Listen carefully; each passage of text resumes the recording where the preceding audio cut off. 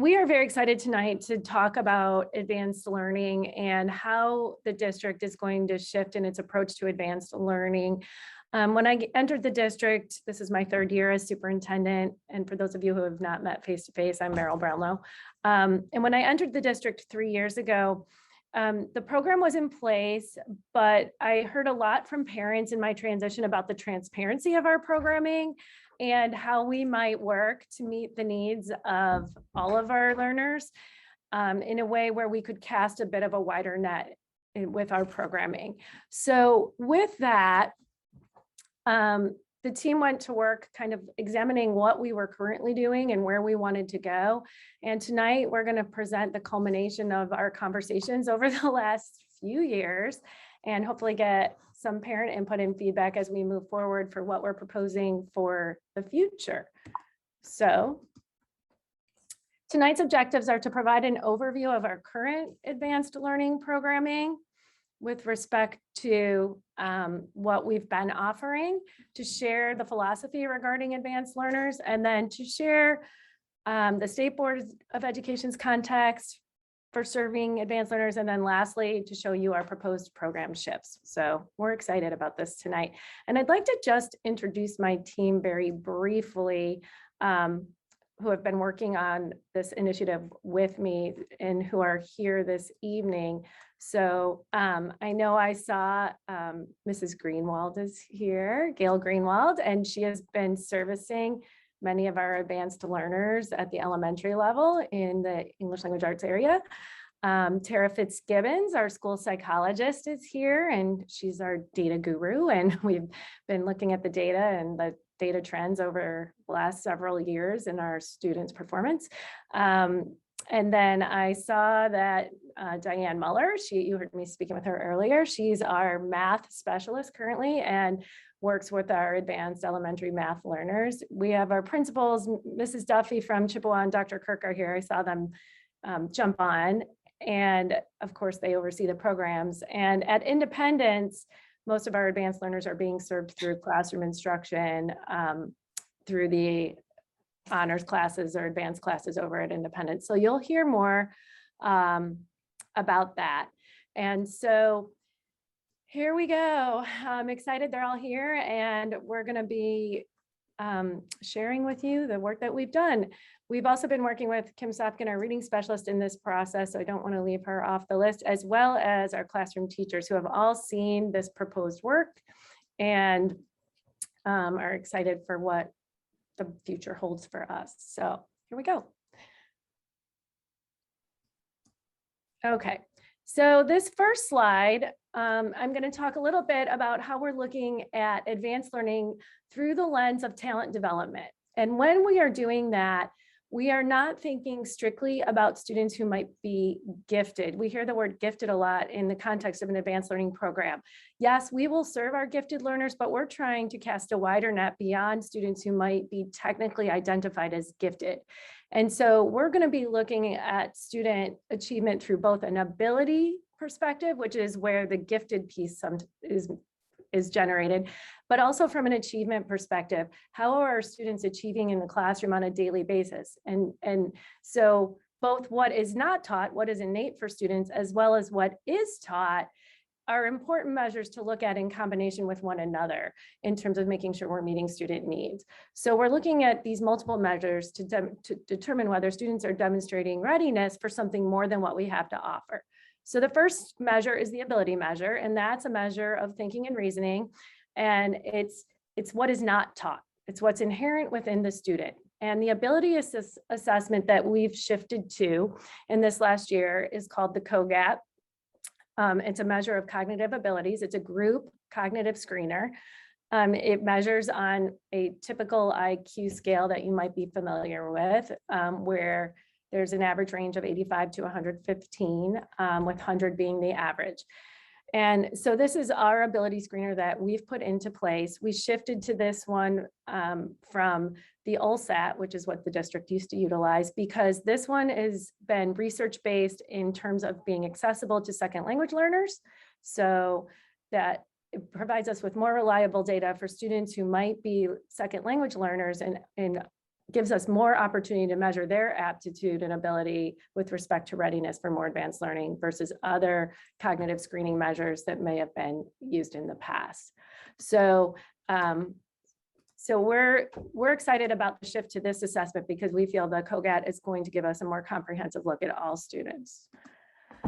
And then the other measure we would look at when identifying learners ready for a more advanced curriculum would be the achievement measure. And that is what is taught or what students have learned. And we have several ways that we measure that in District 128. Our achievement measures include the MAP assessment, which we administer 2 to 3 times a year, the Illinois Assessment of Readiness, which is the state level assessment, and then classroom-based assessments, which could be anything from a unit assessment to a midterm assessment to a trimester assessment. But it's a measure, it's a summative measure of assessment based on what has been taught. And so we will be looking to develop classroom-based assessments that are comprehensive summative measures of learning throughout the course of an entire trimester or school year when we're looking at where students lie in relationship to what we teach. So this is the state definition of gifted and talented, and I'm not going to read it to you, but I think the important part of that is that District 128 is looking at this through the lens of talent development, not just gifted. So that potential, which we highlighted in yellow, is a really important piece in addition to performance, looking at students' potential. A child could be considered gifted or talented in any area of aptitude, but we're specifically looking at language arts and mathematics for our programming. And the state's definition is the top 5% locally. And we actually go beyond that in our program. So I'm already proud that our net is wider than what the state would deem as students that should be eligible for these advanced opportunities. So we're excited to share where we're headed.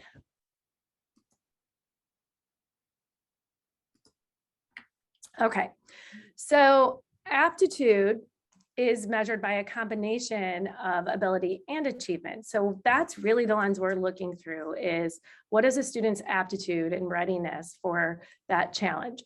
So the MAP assessment is going to be our primary measure of achievement. It's going to be where we begin to look at how students are performing in combination with classroom-based assessments. And to give you an idea of where District 128 sits, this is our grade 3 profile. So from assessment data that we've taken from grade 3, we've looked at how our students are performing on both the MAP, the achievement measure, and then also the COGAT, the ability measure. So we tend to perform on the MAP assessment as a district in the top 20% of districts nationally in reading and the top 30% of districts nationally in math. So we are already a high performing district. This is a very important piece of information as we move forward, because we have to ensure that our general curriculum that we develop for all learners is already at a level of rigor above where maybe a typical student would be nationally.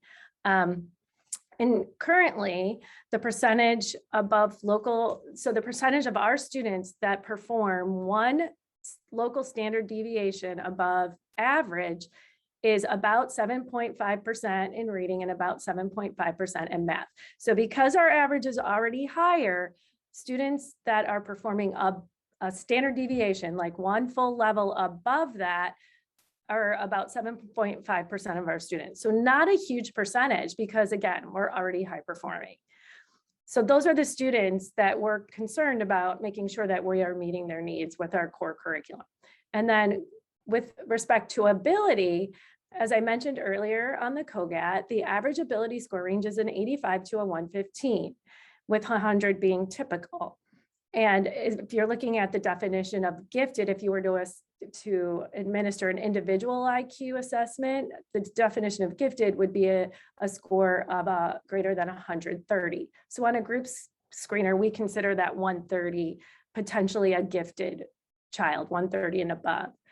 In District 128, the percentage of students that score above a 130 is 3 to 5% of our students annually. So again, it lines up with where the state is saying a gifted student would would fall out. I just have to move this over. But with respect to our overall scores in District 128, what's amazing is that our average range for student performance sits between a 93 and a 119. So we are already, if you're thinking 85 to 115 is the national average, we are already half a standard deviation above on the ability side. So we have high performing students on average, right? So we're looking, if our average range in District 128 is 93 to 119, we need to see who the students are outside of that box that we need to be sure we're servicing. And so our talent development range would begin at a 120 and above. So we're looking at that 120 to 130 range for talent development, and above 130 would be those gifted students, those students that we have to make sure that we're also capturing in this work. And so I think this is a real celebration for us as a district that we have such high performing students, but it's really important that we are, making sure that we're identifying the right students that need to go beyond our core. Sorry. So I'm going to show you this graph, which just illustrates all of what I just explained a bit. So on the MAP assessment, the red line is the typical national target norm. This purple line is where we sit with our mathematics scores nationally in grade 3 on average. And this is where we sit with our green line is where we sit with our English language arts scores nationally. So you can see we're above the curve on the achievement side for sure with our typical performance. And then on the COGAT, you can see the same thing. 100 would be a national average score on this ability screener, this group ability screener. District 128, we sit 115 would be a full standard deviation. We sit a little bit, just about a half of a standard deviation above average in our natural ability that walks through the door. So these are very important metrics to pay attention to when you're designing a program to meet the needs of all learners.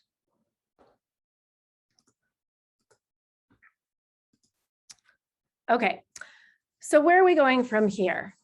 Well, where we want to go from here is to create a model that utilizes a research-based practice and aligns with our vision that's going to maintain our high standards and provide the rigor that we need for our students.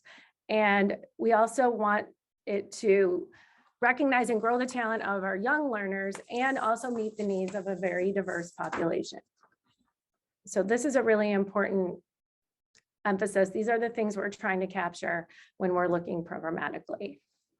To review some definitions for you, I'm going to go back one slide because when I hit my mouse, it jumped a slide. I'm so sorry. The other part of our vision is that when we looked at this program, we really wanted to create, given the context of the district that I just described to you, a vision that's aimed at expanding our opportunities. So what we have currently in place was limiting, and students were identified at the end of second grade and being placed for third grade, and then once at the middle school qualifying for advanced learning, but we weren't really looking at students on an ongoing basis, which we're really aiming to expand opportunities for kids. And as we evaluate our core resources and examine our instructional models, we really want these areas to guide our thinking. How can we provide more support for more students? How can we create a larger talent pool? How can we engage our kids? What are the kinds of things in the classroom we need to do to engage all students? And looking at interests and passions and creativity, and our strategic planning process, which is happening simultaneously, is hopefully going to speak to that as we move through that process.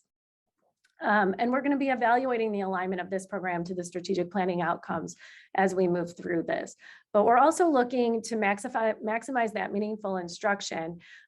Teachers, we're very lucky in this district. We have teachers with gifted endorsement or gifted seminar background at every single grade level in our gen ed setting. So we're very lucky that there's that opportunity for teachers with specific training and background to collaborate with all of our staff to make sure that in all of our classrooms, we're having equity and access to those kinds of opportunities. We also want to focus on that real world application And as we're reviewing new core resources, we're looking at the transfer of skills. So how is the curriculum presented so that kids can apply their learning through inquiry and real life application? And then also opportunities for integrating our curriculum. And then lastly, we really want to look at how we group students and provide flexible approaches to our instruction. So we are looking at developing a multi-tiered system of support. And that's really looking at taking the way we support at the remediation end of the spectrum and applying it to the advanced end of the spectrum. So we are going to be looking at a matrix-based placement model for really identifying our students that might benefit from more than what the core has to offer. So looking through it through a multi-tiered system of support model in terms of those outlying students who really need that intense growth for support.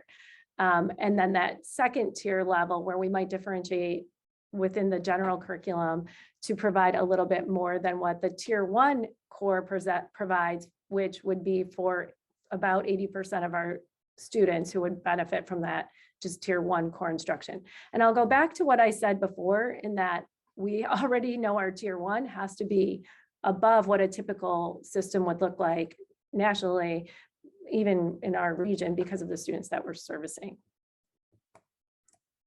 Okay, definition of terms. So a multi-tiered system of support, to just clarify for you what that means. And it's a system that provides the opportunity to review every student as a whole child based upon multiple data points that we look at throughout the year.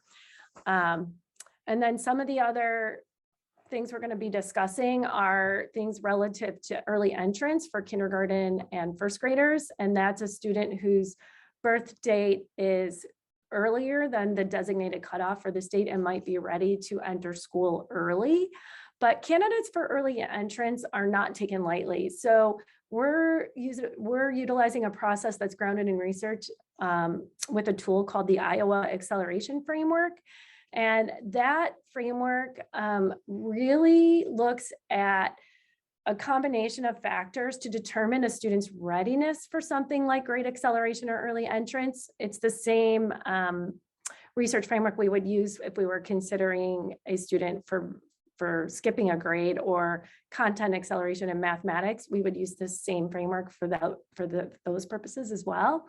And this framework really expects students to perform at the gifted range or above. So it does look at achievement, but the ability has to match the need in the achievement realm for us to actually skip content or skip a grade. And there is a very leveled approach for examining whether a child is ready for that type of acceleration. So we would assess academic readiness with basic grade level criteria assessments.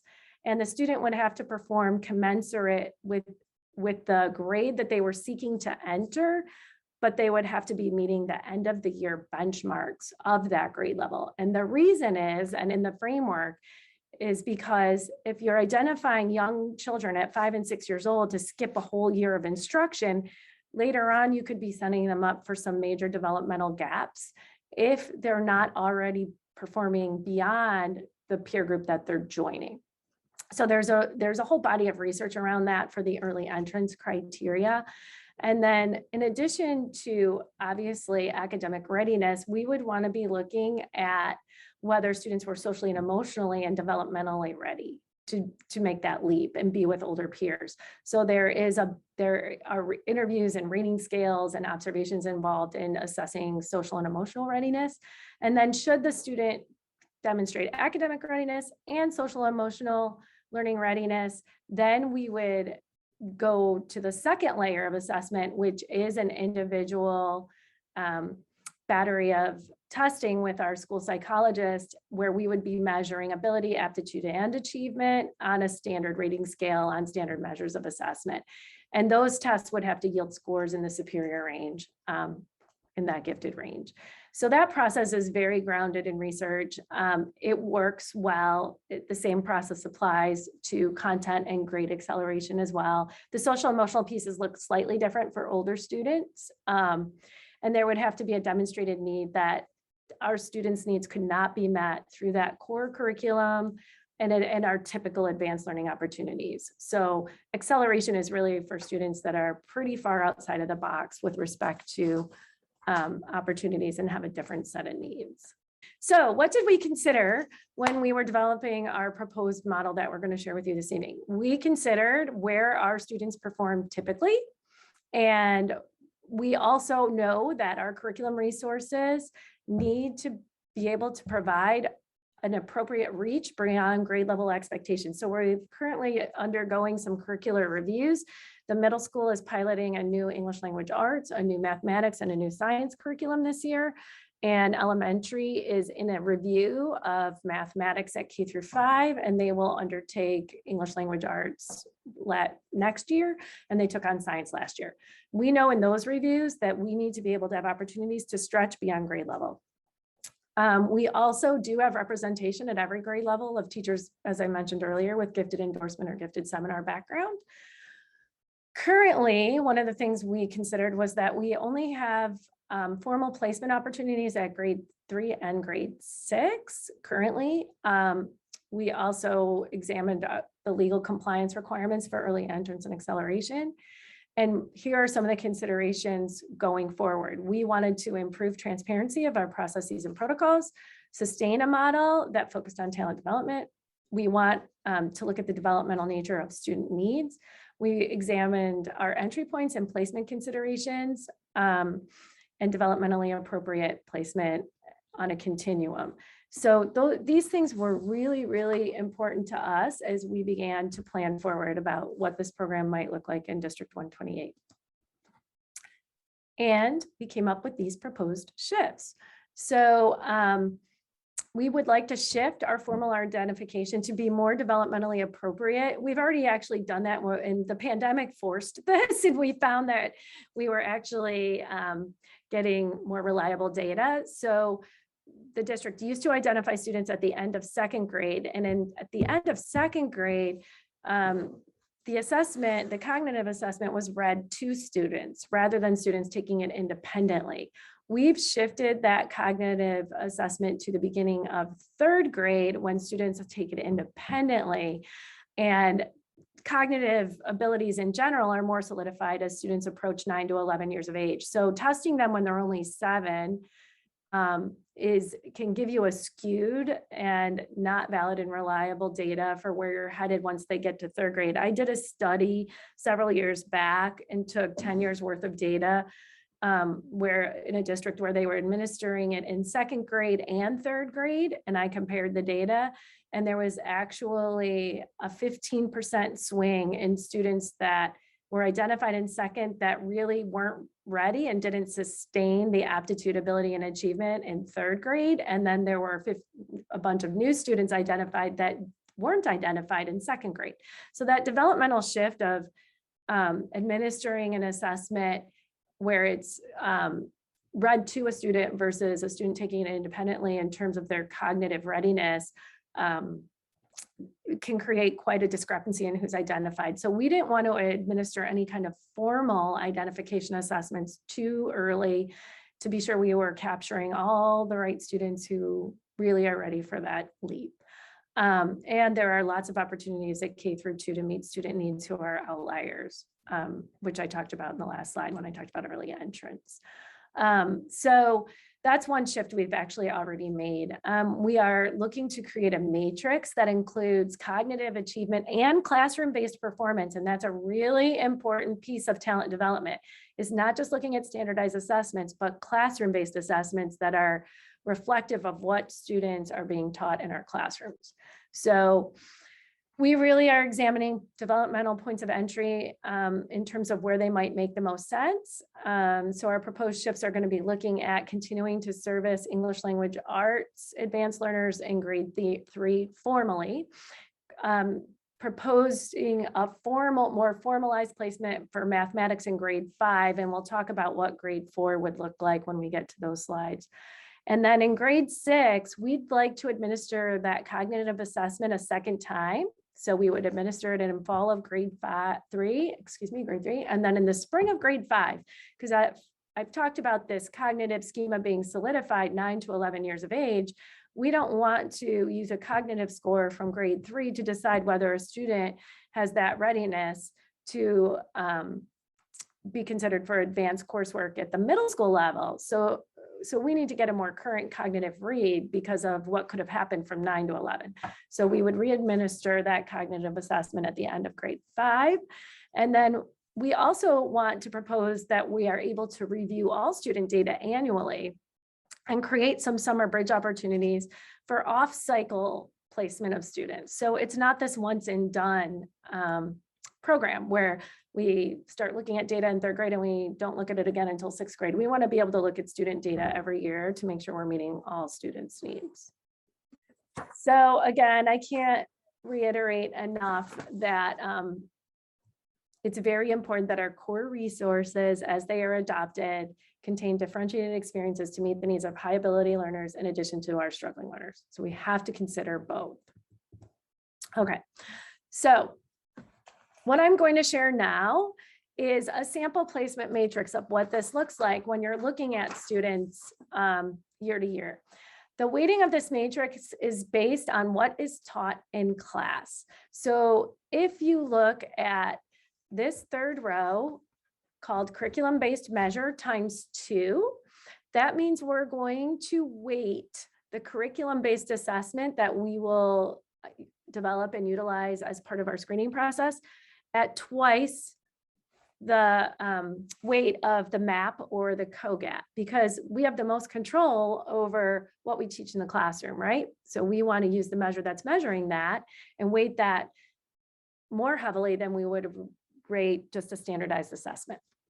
So this matrix is going to be something we can put into place that will allow us to look at multiple measures, and we've tested it out. We've been applying it to data that we have and saying, like, if we were using this, are we identifying the right students based on historical data that we've collected? And so there's multiple scenarios here for determining if a student would demonstrate a need to have something more than our core curriculum. So we would be using the COGAT measure and looking at the scores from a 120 to a 130. And you can see the 130 is considered that column A. The 125 to 129 is in column B and worth 2 points on this matrix. And then if you're a 120 to a 124 on that assessment, you're in column C and it would get you a single point. We would be looking at the verbal subtest score on the cognitive ability measure for reading, and we would be looking at the nonverbal quantitative combined measure for mathematics on that assessment, because the nonverbal is about abstract reasoning, which is part of mathematical thinking, and the quantitative is your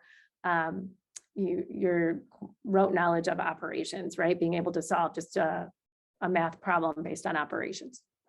We want to look at both pieces of that for mathematics acceleration or advancement. Then we would also be looking at the MAP, and you see how that breaks down across the matrix with respect to the points on the matrix, and then the curriculum-based measure. So the various the various scenarios in which a student could be flagged for needing more than just the core would be to have 2 of those 3 indicators in column A. So if a student is scoring at the 130 or above on the ability measure, 97% on MAP, at the time that we were looking at the data, and they had both of those measures, they would automatically be considered someone who we should be looking at for advanced. So if they had 90% of mastery on the requisite concepts on the curriculum-based measure and a 97% on the MAP, but they didn't have a cognitive screening score that was at 130 or above, they would still be considered in. So any 2 measures within column A would be a placement qualification scenario. I want to make sure I'm taking my time so you understand what I'm saying. The second qualification placement scenario would be to have one of those items in column A, either a 130 or above on the COGAT, a 97% on the MAP, a 90% mastery on the curriculum-based measures. So you have one of those. And then you shift over and you would have to have a cumulative 4 points out of the other 2 columns. So the way that works is if I have a 130 on the COGAT and I only have a 94% on MAP and only 80% on the curriculum-based measure, well, I would get 2 points for MAP and 2 points for my curriculum-based score, and I would still qualify. So it's that combination, right? Or if I had a 97% on MAP and my cognitive screener was only a 118, but I mastered 85% of my concepts on that curriculum-based measure, then the cognitive measure doesn't play a role. I've got those 4 points. And the reason these scenarios are so important is because we're looking at triangulation of the data. So if you have 2 achievement measures that are indicating that a student is ready, then that's a student who might not have that natural ability in terms of cognitive screening, but they're working really hard and it's coming easier for them. Maybe they have a natural ability in a particular area, math or English language arts. And so we do, and we'll remember, we're talking about talent development, not gifted. So in a talent development model, achievement matters. So we would be looking at that triangulation of achievement measures to say like, this child's really ready. Or maybe they're not a great standardized test taker on MAP, but they're demonstrating that they have 90% of the requisite concepts on a curriculum-based measure. Well, if they have that, and they still have, a 125 cognitive and a 94% on MAP, they're ready. They're showing that they're learning what we're teaching. Okay, and then the last scenario for placement is having an indicator in column A and maybe only 3 points combined from column B and C. And those are those students that are demonstrating that potential. If you go back to the definition I shared on that very first or second slide, that potential, right? Like that indicator in column A and the 3 points is saying, hey, there's some potential here. Hey, teacher and parent, are you seeing this potential, in the student based on, their work habits? We have a rating scale that would look at work habits and demonstrating that they're grasping concepts quickly, and the parent and teacher would both complete a rating scale, and that combined score, if both parent and teacher support that what we're seeing through a rating scale on this matrix, then that would be that 4th point, and that placement would qualify in scenario 3. So there are, within this matrix, obviously several ways a student could qualify, and this same concept of a matrix would be applied to all grade levels at the formal points of entry, and then it would also be used as our review process in the off years. There were also some appeal scenarios. So in addition to these 3 scenarios, it's not a once and done. Let's say that a child is just shy of any of these 3 scenarios, and we think that one of the scores is not reflective. So maybe the COGAT doesn't look like it should have based on what we know. We can give an alternate cognitive screener called an in-view, and we can then get reliability and integrity in the data by giving a second cognitive measure and seeing if there's a discrepancy in those 2 measures. We can also look at the Illinois Assessment of Readiness as an alternative to the MAP or the curriculum-based measure as an appeal achievement measure. So we can also look at historical MAP data. Maybe the MAP score from that particular time when we're doing formal placements was not reflective of what the student did for 3 MAP assessments prior. So we would look to see what the data trend or pattern was. So those are all ways we might consider an appeal should a child be just shy of qualifying based on these other 3 matrix scenarios. So lots of opportunities to look at all of the data that we collect and triangulate it and make really good decisions for kids.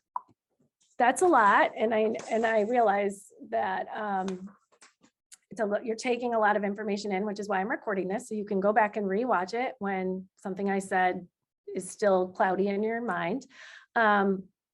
And the slideshow will be available. And so just like take your time to digest it. And if you can't generate a question tonight and you go back later and you have one, I'm happy to answer it. So let's talk about this criteria. For early entrance and grade or content acceleration, I spoke earlier that it would be a level 1 and level 2 model where we're looking at that academic readiness, SEL readiness, and then aptitude, achievement, and ability based on the individual testing that would need to take place. And it's all grounded in that Iowa acceleration framework.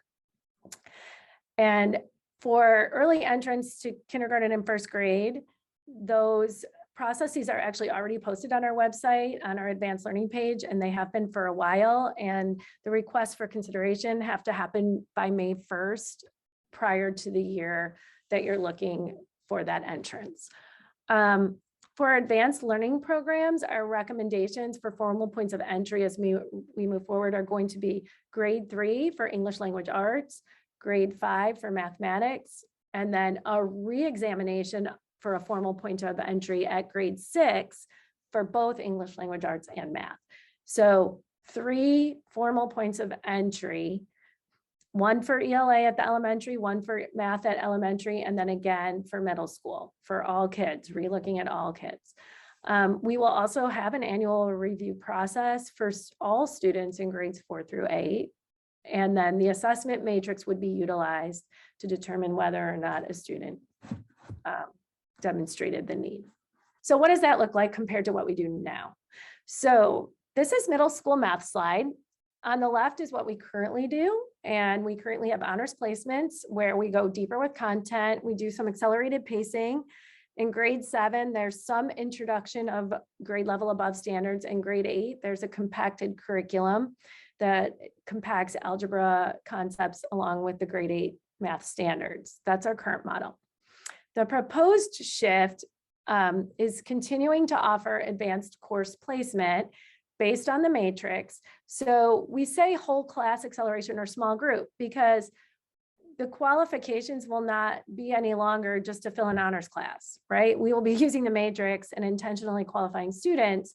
So we could have an entire class size that qualifies for this advanced course placement, or we might just have a small group that qualifies. And so there's no like 50 seats in a room or 30 seats in a room, and that's all the students that qualify. The qualification would be based on the matrix. So a criterion-based system, not a norm reference-based system. We would be looking in the new curriculum at 6 through 8 at advanced instructional options. It could be partial compacting. It could be 100% compacted curriculum, which is a blend of the 2 grade levels together, or it could be a full acceleration. Again, it's going to be dependent on where students enter in 6th grade to determine the trajectory for 7 and 8.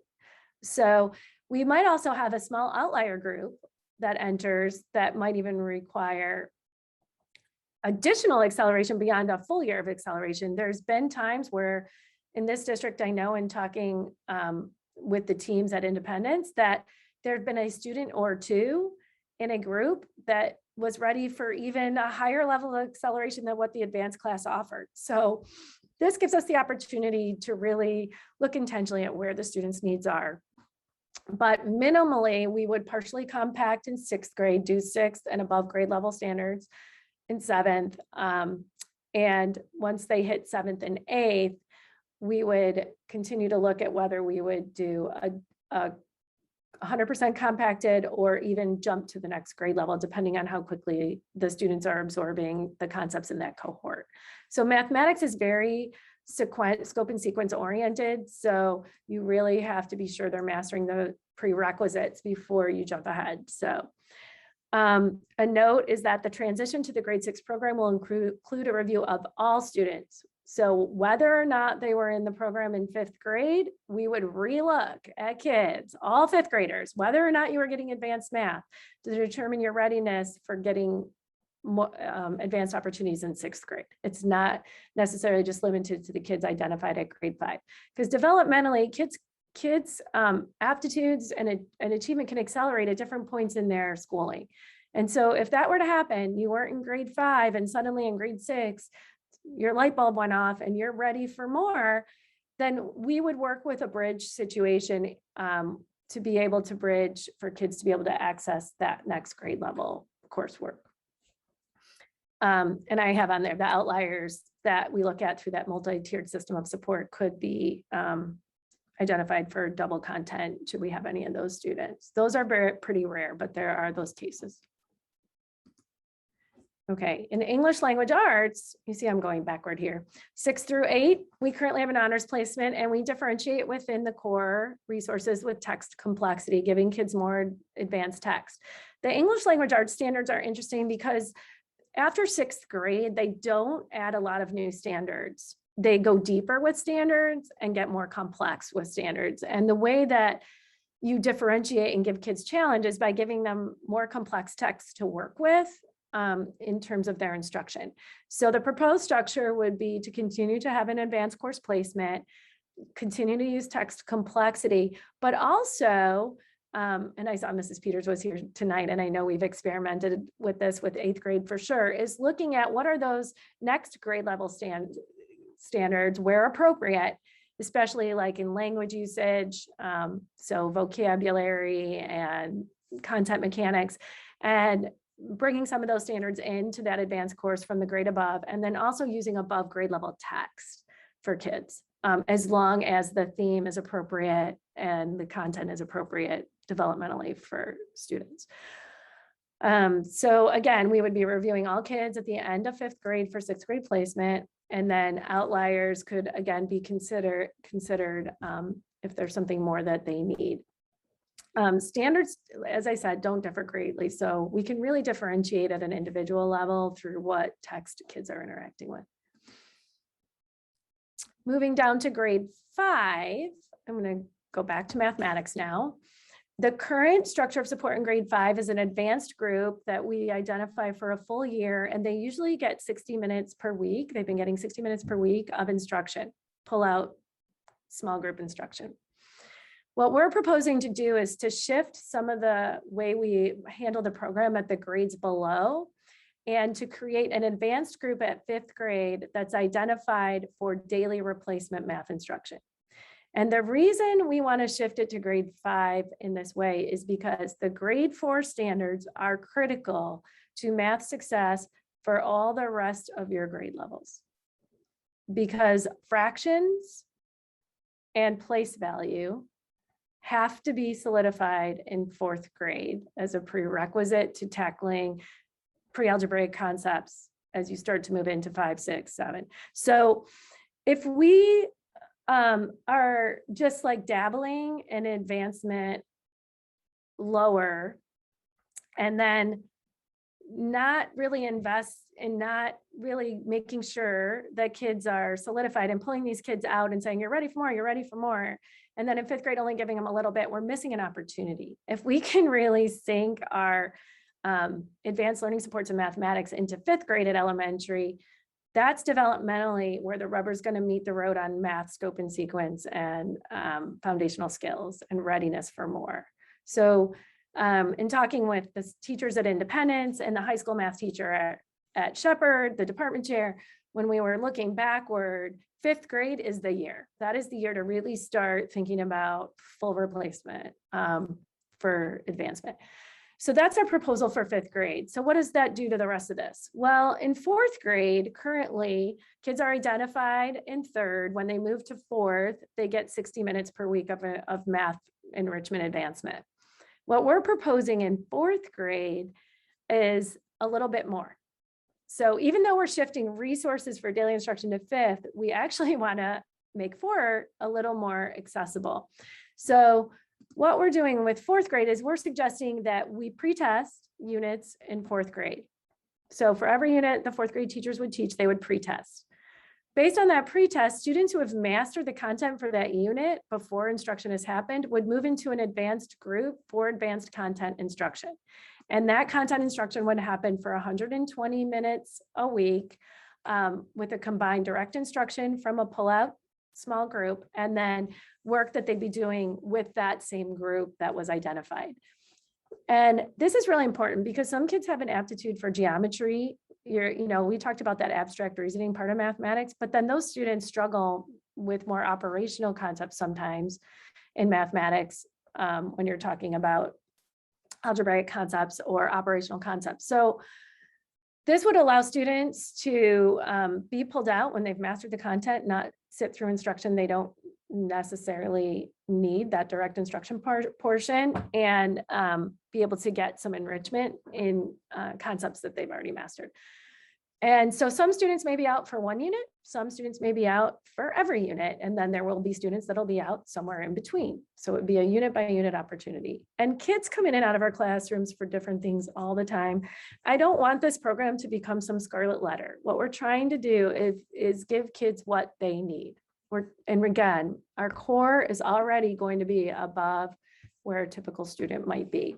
So, we go back to, there's only 7% of our students that really are standard deviation above our typical student because of where we are as a district. So that would be the 4th grade recommendation for mathematics. And then at the end of 4th grade, oops, I went the wrong way. We would identify for grade 5. Okay, so grades 4 and 5 ELA. Right now we do 45 minutes of direct instruction per week, and then there's push-in and consultation of 45 minutes per week. And we utilize resources that are at a higher level of text complexity for those students and try to provide that appropriate challenge. What we're proposing is going to actually, instead of doing the push and support, do a direct pull-out 90 minutes per week at grade 4 and 5 for English language arts, so that there can be a more consistent utilization of resources at a higher level of text complexity and providing that challenge, and also being able to introduce some new standards above grade level when appropriate, and reducing the consultation to 15 minutes per week to provide the classroom teachers with support on what they might continue to do to enrich in the general setting. So again, looking at increasing that direct support, and then, like I said, we have the gifted endorsements and or seminar teachers at every grade level. So between Mrs. Greenwald, who delivers the pullout 4th and 5th grade ELA, as well as the classroom teachers who have the certifications, the differentiation that happens when they're not in their direct instruction times will be able to be supported. Okay, grade 3, oops, I have to go back one because we have to start with math. The current structure was that students were identified formally for instruction in grade 3 in mathematics, and they were getting 45 minutes per week of direct and then pushing in 45 minutes per week. This is where we feel a shift of resources to grades 4 and 5 is appropriate, and to remove this formal identification at grade 3, mostly because of what I shared earlier. The 4th grade year is a critical one for solidifying of skills, and we feel that in 3rd grade, the classroom differentiation based on pre-testing of unit concepts is easily embedded. The 3rd grade teachers do it now. They're phenomenal at it. And the math specialist works with them to identify activities and supplements for students who demonstrate their readiness and mastering content. And there's a lot of collaboration. And in that, if we think about the fact that our core is already above where the average student nationally is, we feel like we can provide the appropriate challenge in mathematics through this classroom differentiation model, because 45 minutes of direct instruction per week is not a lot anyway. So we'd like to take that 45 minutes and shift it. They're already having to differentiate for their kids because 45 minutes a week is not enough for a kid who needs a challenge. So they're managing it now very, very well. And we'd like to take the direct instruction piece and put them in grades 4 and 5.